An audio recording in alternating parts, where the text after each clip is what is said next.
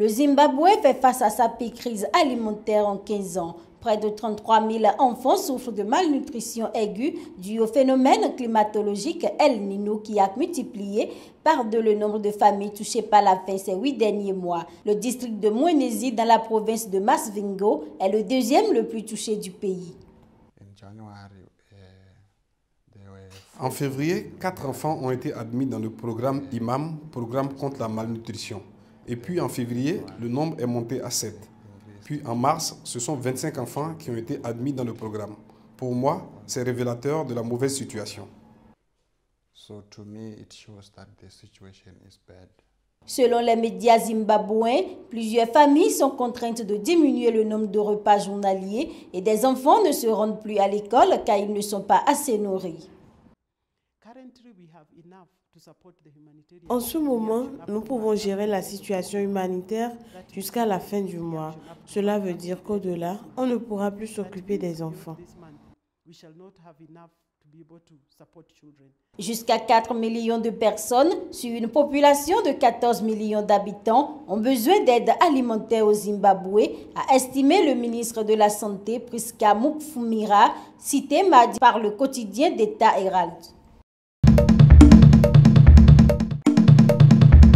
Les équipes de secours continuent vendredi de fouiller les décombres de l'immeuble qui s'est effondré il y a près d'une semaine dans la capitale kenyane Nairobi.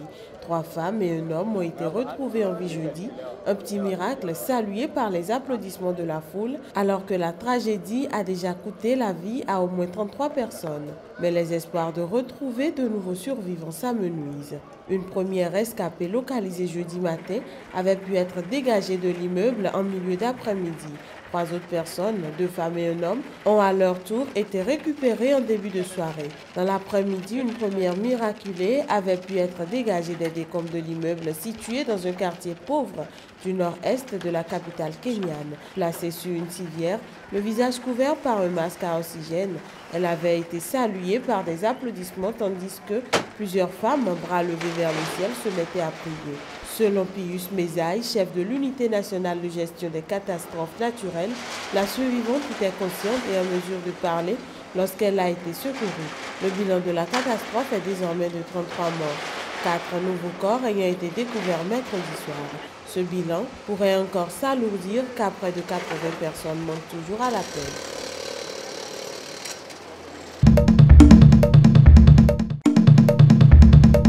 Le maire d'Addis Abeba, Diriba Kouma, a annoncé la mise en œuvre d'une mesure d'interdiction de fumer dans les lieux publics de la capitale éthiopienne afin de lutter contre le tabagisme, selon une allocution rapportée mercredi dans la presse locale. J'apprécie vraiment la loi qui interdit de fumer dans les lieux publics, mais la loi n'est pas suffisante. Nous devons travailler ensemble pour la mettre en œuvre. Les fumeurs doivent respecter les droits des non-fumeurs. Les contrevenants s'exposent à une amende de 92 $. La facture pourra monter jusqu'à 116 $ pour les fumeurs qui envoient des enfants de moins de 18 ans acheter leurs cigarettes. C'est très difficile de faire respecter ce type de règlement, particulièrement dans notre pays. Le gouvernement n'a pas les capacités de faire appliquer cette proclamation dans les endroits publics, hôpitaux, écoles ou bars. La mise en œuvre est un problème, mais avoir une loi et essayer de la faire respecter est mieux que de ne pas avoir de loi du tout.